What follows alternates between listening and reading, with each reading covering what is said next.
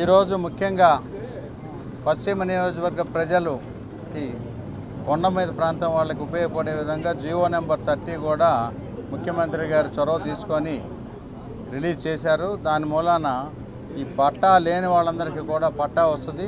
ఆ పట్టా రావటం మూలాన వాళ్ళ బ్యాంక్ లోన్లు కానీ ఇంకోటి పర్మిషన్లు కానీ అన్నిటికి కూడా అర్హత వస్తుంది. అదొక మంచి డెసిషను.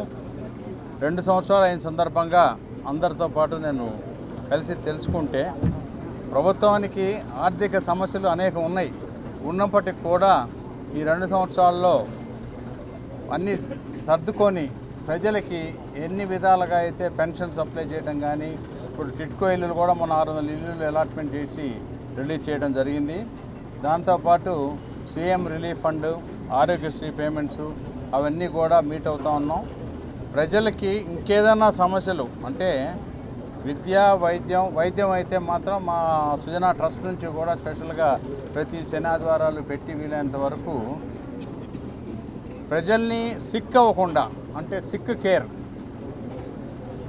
కేర్ కాకుండా ప్రివెంటివ్ సిక్నెస్ అన్నమాట. సిక్ కాకుండా ఎన్ని విధాలుగా చేస్తే అన్ని విధాలుగా మేము ప్రయత్నం చేస్తున్నాం. మా ఎమ్మెల్యే ఆఫీస్ నుండి సుజనా ఫౌండేషన్ వాళ్ళ సహకారంతో.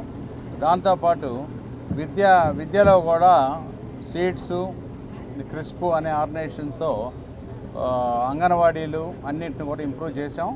ఇంకా ఈ 2 సంవత్సరాలు అయిన సందర్భంగా ఇంకో 15 రోజుల్లో మీటింగ్ పెట్టి అందరితో కూడా ఒకసారి భారీ ఎత్తున కలిసి ప్రజల నుంచి ఫీడ్బ్యాక్ తీసుకొని ఇంకా మార్పులు చేర్పులు ఏమైనా చేయాలంటే కూడా మా ఆఫీస్ నుండి చేయడానికి సిద్ధంగా ఉన్నాం. కాబట్టి ప్రజలందరూ కూడా ఈ సందర్భంగా నేను చెప్పేది ఏంటంటే ఒక 15 రోజుల్లో సుమారుగా జూన్ 15 కానీ జూన్ ఎండింగ్ కానీ ఒక మంచి మీటింగ్ పెడదాం.